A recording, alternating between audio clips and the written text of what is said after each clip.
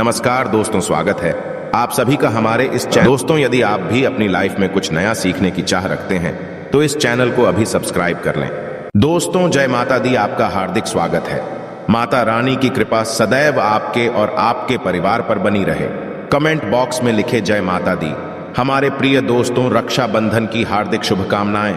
दोस्तों, रक्षाबंधन का त्योहार हर वर्ष श्रावण महीने की पूर्णिमा तिथि को मनाया जाता है। शास्त्रों में ऐसा वर्णन है कि रक्षाबंधन त्योहार भद्रा काल में भूल कर भी नहीं मनाना चाहिए। भद्रा काल में रक्षा सूत्र यानी कि राखी बांधना बेहद ही अशुभ माना जाता है। शास्त्रों में कहा गया है कि भद्रा का त्याग करके ही रक्षाबंधन का त्योहार मनाना चाहिए। इसके साथ ही पूर्णिमा तिथि भी 2 दिन पड़ रही है, जिसके कारण रक्षाबंधन का त्योहार किस दिन मनाया जाए, इस पर बहुत ज्यादा ही उलझन की स्थिति है।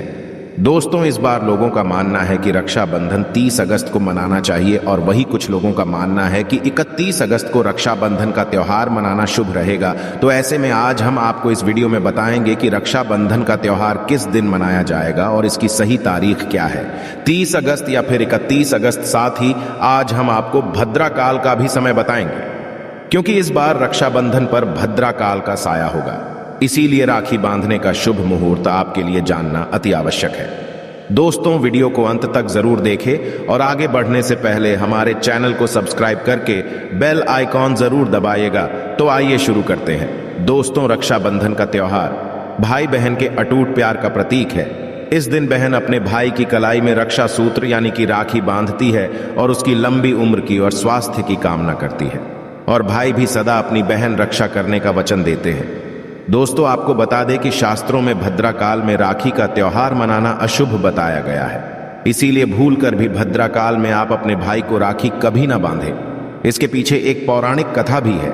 ऐसा कहा जाता है कि लंकापति रावण ने अपनी बहन से भद्रा काल में ही राखी बंधवाई थी और 1 वर्ष के अंदर ही उनका विनाश होता। इसके अलावा भद्रा, जो कि शनि देव की बहन है, और उन्हें ब्रह्मा जी ने श्राप दिया है कि जो भी भद्रा के समय शुभ या फिर मांगलिक कार्य करेगा उसका परिणाम सदर ही अशुभ होगा। इसीलिए आप गलती से भी भद्रा के समय रक्षाबंधन का त्योहार ना मनाएं। दोस्तों, रक्षाबंधन के दिन बहनें अपने भाई की कलाइयों पर राखी बांधती है और उनकी लंबी उम्र की कामना करते हैं। इसीलिए इस दिन भाई बहन दोनों को स्नान आदि करके और हो सके तो नए वस्त्र पहने, लेकिन याद रहे शुभ अवसर पर काले कपड़े ना पहने। वस्त्र पहनने के पश्चात मिलकर भगवान की पूजा करनी चाहिए। पूजा से पहले आप पूजा की थाली अवश्य लगा लें और उसमें रोली, चंदन, अक्षत, राखी, मिठाई आदि अवश्य रख लें और एक शुद्ध घी का दीपक भी जरूर रख लें, जिससे आप अपने भाई की आरती करेंगी। दोस्तों, अब आप इस पूजा की थाली को सबसे पहले भगवान के पास रखें। इसके पश्चात आप अपने भाई को पूर्व या फिर उत्तर की ओर मुख करके बैठाएं और बहन का मुख पश्चिम की ओर होना चाहिए। रक्षाबंधन पर सबसे पहले घर के मंदिर में पूजा पाठ हो जाने के पश्चात भगवान गणेश को राखी अवश्य बांधे और फिर अंत में भाई की कलाई के लिए थाली सजाएं। फिर भाई को सबसे पहले तिलक करें, उन्हें रोली, चंदन और अक्षत लगाएं, उनके ऊपर थोड़े से फूल छिड़के और अंत में भाई की आरती उतारें।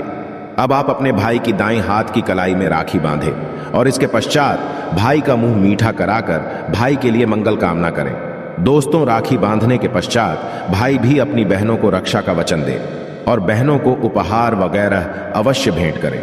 दोस्तों, चलिए अब जानते हैं साल 2023 में रक्षाबंधन का त्योहार कब मनाया जाएगा।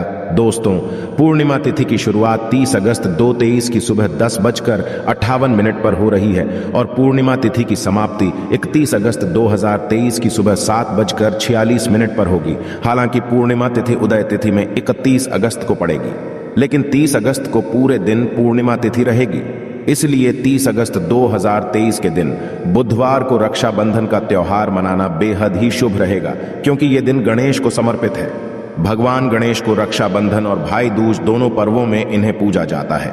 दोस्तों, आपको बता दें कि इस बार पूरा दिन, जो कि 30 अगस्त को भद्रा का साया रहेगा, भद्रा समाप्त होने का समय 30 अगस्त 2023 की रात 9:01 पर रहेगा।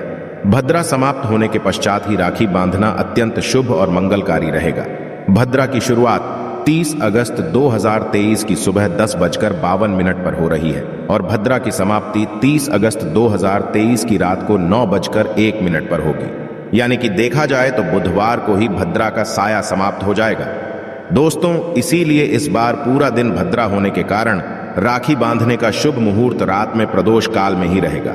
दोस्तों, बात करें राखी बांधने के शुभ मुहूर्त की, तो राखी बांधने का शुभ मुहूर्त है 30 अगस्त 2023 की रात 9:00 से लेकर रात 9:25 तक रहेगा।